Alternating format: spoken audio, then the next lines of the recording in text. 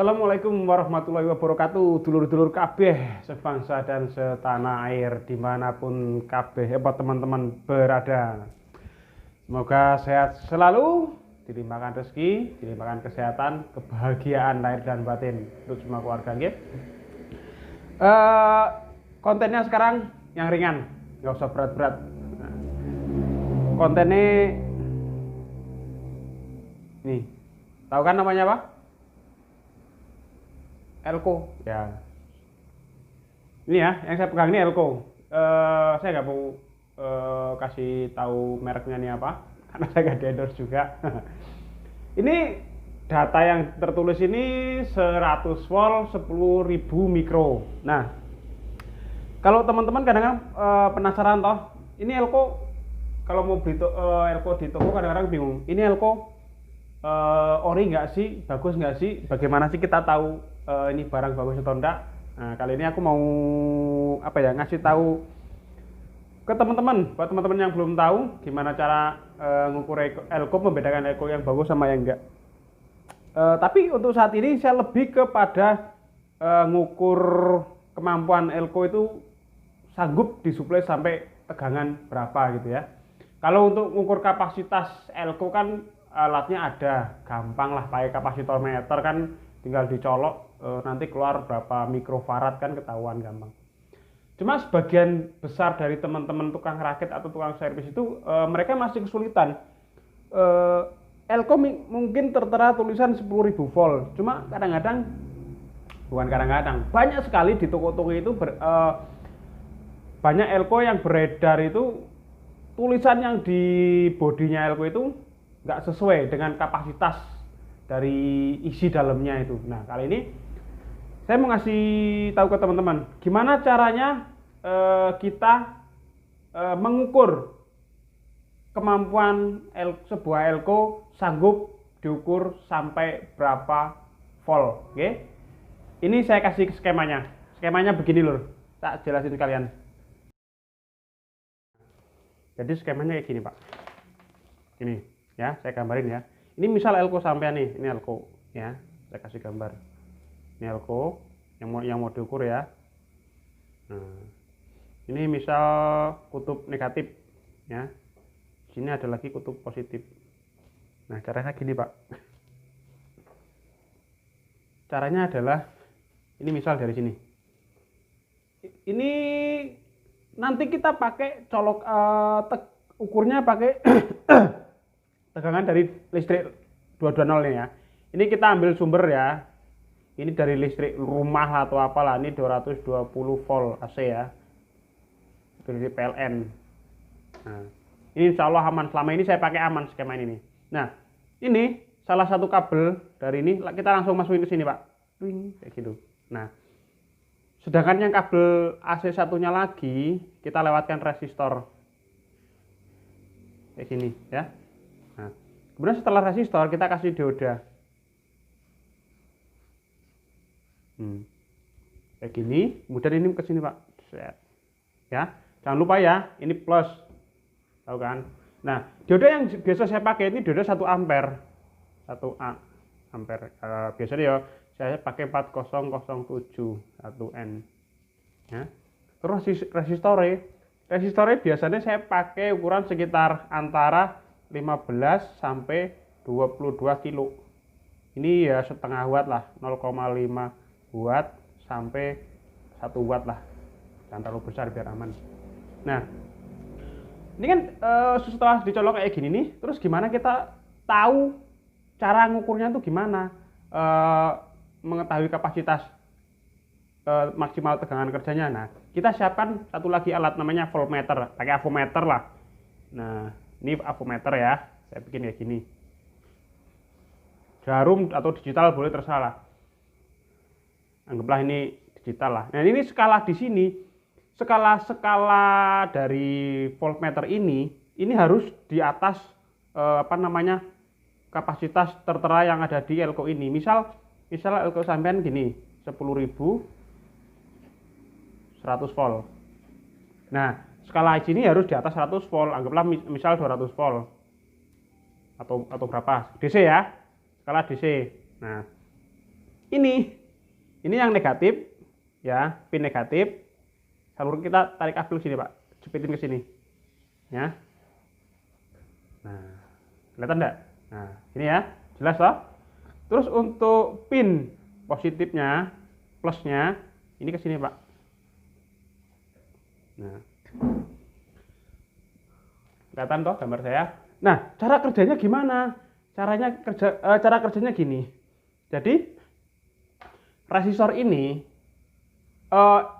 gini, elko itu pada saat ini suplainya kosong, nggak ada tegangan di dalamnya, nggak ada strumnya lah cara gampangnya, itu bisa dibilang hampir mendekati hubung singkat, hampir konslet lah kayak gitu. Nah, terus resistor ini berfungsi untuk menghambat arus yang masuk ke elko yang melalui dioda ini secara bertahap pelan.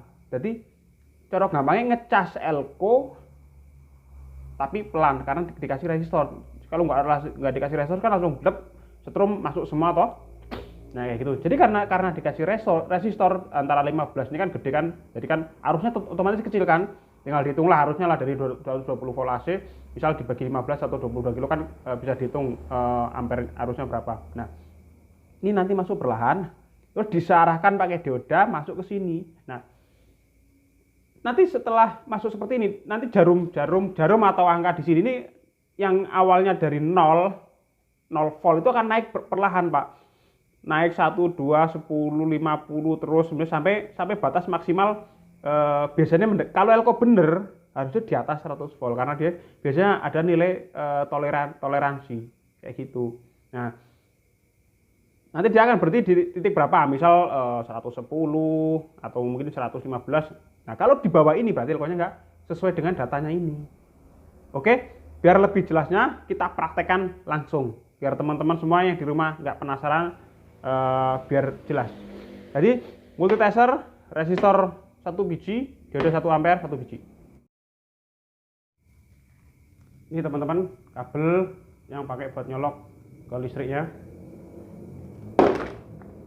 Jadi salah satu dijepitan ke sini. Jangan lupa ini negatifnya colok ke sini.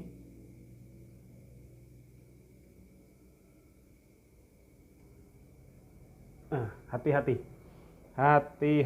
sekali. Nah, ini yang plusnya colok ke sini. Kencang sekali. Nah,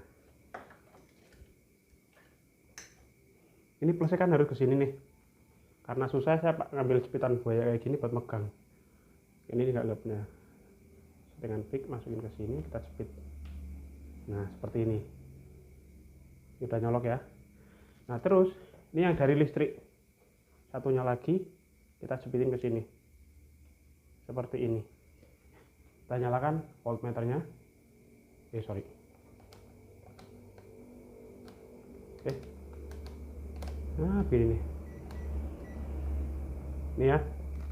Seperti ini, teman-teman lihat. Ini masih ada strumnya 0,8 volt berarti ya. Standby. Ini saya colokin. Nanti dia akan naik pelan-pelan.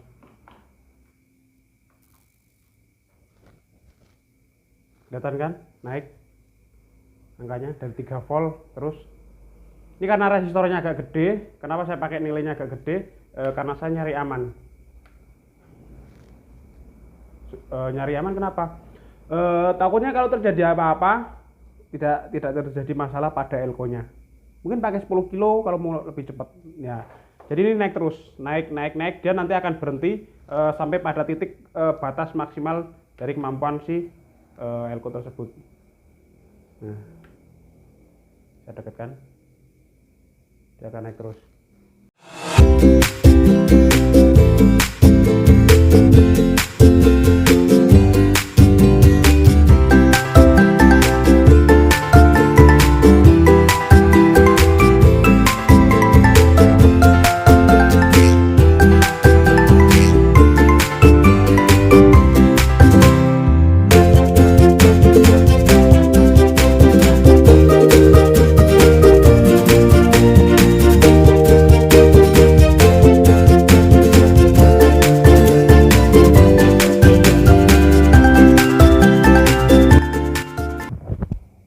seperti ini ya lur ya.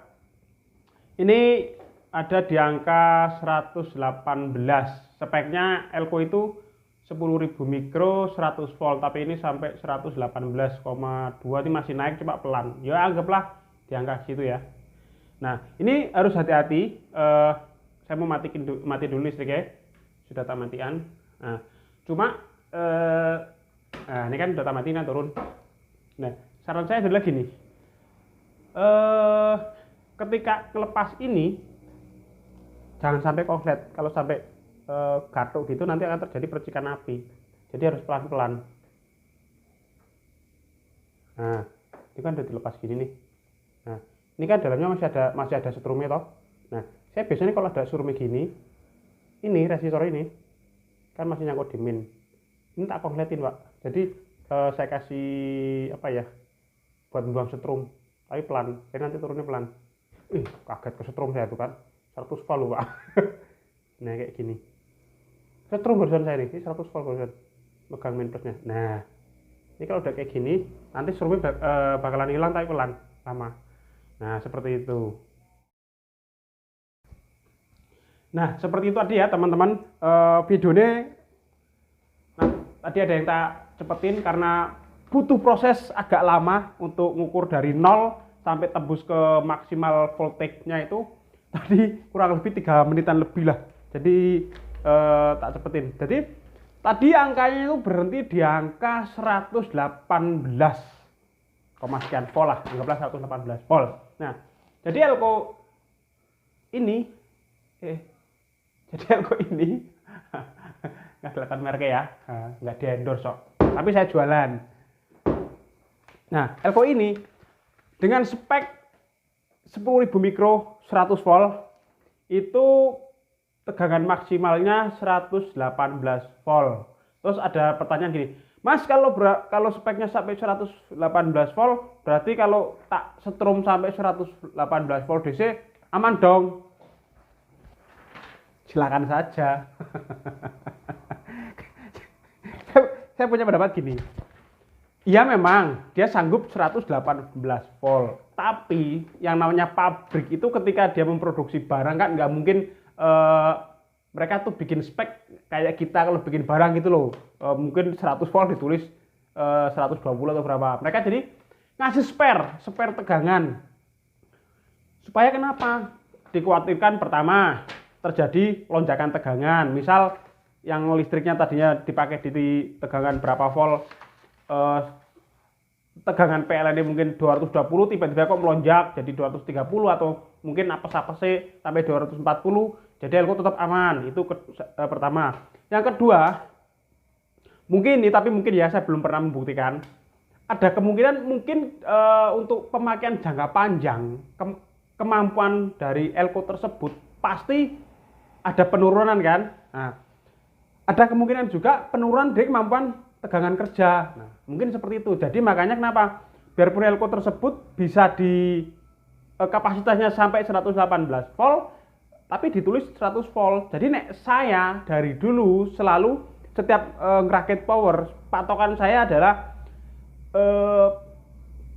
mentok maksimal sesuai dengan tulisan yang ada di dataset Elko tersebut. Misal Elko 100 volt, saya dari dulu tidak pernah sekalipun tak suplai lebih dari 100 volt.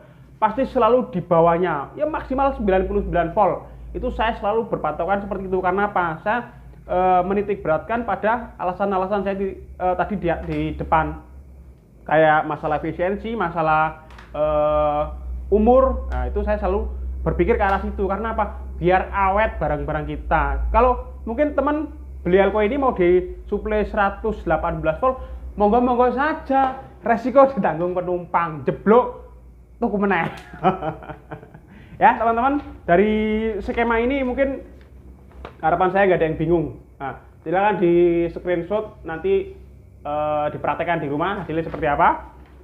Kalau ada kendala bisa ditanyakan di kolom komentar. Cukup sekian video dari saya, semoga bermanfaat. Jangan lupa kritik dan sarannya untuk kami supaya kami bisa memperbaiki konten-konten video untuk kedepannya. Maaf kalau ada salah-salah kata. dalam menyampaikan kurang jelas, belepotan ngomongnya, maklum pong desa. Sekian, terima kasih. Assalamualaikum warahmatullahi wabarakatuh.